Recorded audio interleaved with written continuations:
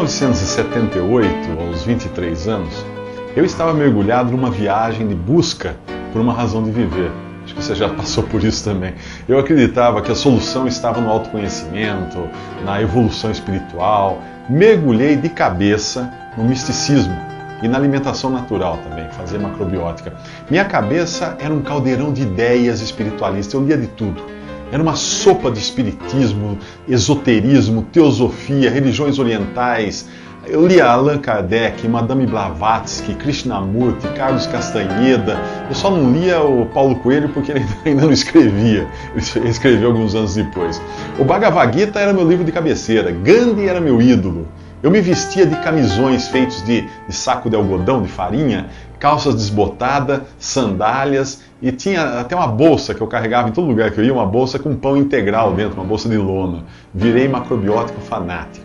Eu queria que o meu corpo entrasse em harmonia com o universo. E eu quase consegui isso, que o meu peso caiu de 75 quilos para 56 quilos e eu tinha 1,84 m. Né? Nem precisava fazer raio-x para examinar a minha radiografia, dava para ver tudo. Um dia no mural da faculdade tinha um aviso, Faculdade de Arquitetura de Santos. Se você se interessa por tribos indígenas, fale comigo, assinado Fernando. Quem era o Fernando? Fui procurar. Eu achei o cara na biblioteca. Logo percebi que não tinha nada a ver. Ele estava em contato com missionários que viviam numa tribo na Amazônia e tentavam converter os índios ao cristianismo. Achei um absurdo aquilo. Os missionários, o Fernando e o cristianismo que ele propagava, que ele pregava. Fiquei com pena do rapaz. Ele acreditava que a Bíblia era a palavra de Deus, que eu era pecador, perdido, precisava de um Salvador. Dizia que Jesus me amava, tinha morrido na cruz para pagar os meus pecados, que ressuscitou 3 dias depois, e que se eu cresce em Jesus, o Fernando dizia, eu seria perdoado dos meus pecados e receberia a salvação eterna. Bom, toda aquela história eu fiquei com pena dele e tentei mostrar que a Bíblia estava cheia de erros, tinha sido adulterada por judeus e católicos ao longo dos séculos. Mas aí quando ele perguntava para mim onde tinha sido adulterada, eu não sabia. Afinal, para você saber se alguma coisa foi adulterada, você tem que ter o original, né? Sem as alterações, sem as adulterações, e até hoje não soube de ninguém que tenha esse para comparar. Bom, enquanto o Fernando tentava me evangelizar, eu argumentava que ele precisava evoluir, reencarnar, se despojar dos bens materiais, purificar o corpo com alimentos saudáveis, entrar em sintonia com a energia cósmica, todas essas coisas. Ele dizia que a salvação vinha por graça, e eu dizia que não era fácil assim não, que você precisava se esforçar. Detalhe, eu falava, mas me sentia um trapo. Uma noite eu cheguei ao meu apartamento cansado, desanimado, eu morava num apartamento no Guarujá. Apesar de todos os meus esforços de evolução espiritual, eu me sentia na estaca zero. Aquele amor de Deus do qual o Fernando tanto falava me incomodava. Mas eu preferia acreditar que precisava evoluir, me esforçar, reencarnar, etc. e tal. Não queria aceitar que a salvação viesse de presente, fosse alguma coisa dada para mim. Eu achava que eu podia perdoar as pessoas, mas Deus não podia me perdoar.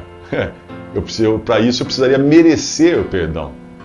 Bom, naquela noite me revoltei contra Deus e desafiei a Deus a provar que a Bíblia era verdade. Falei com ele, bravo assim.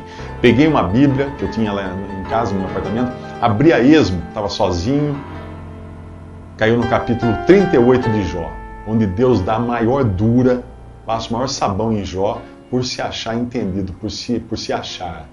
Depois daquela, achei melhor ir dormir. Um dia, passaram alguns dias, eu entrei numa livraria, lá no Guarujá, para comprar um livro. Saí com 2.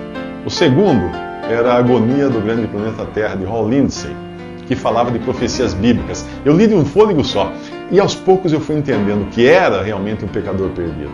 Com essa convicção veio também o entendimento de que alguém espiritualmente morto, perdido, não tem vida suficiente ou força suficiente para sair dessa condição.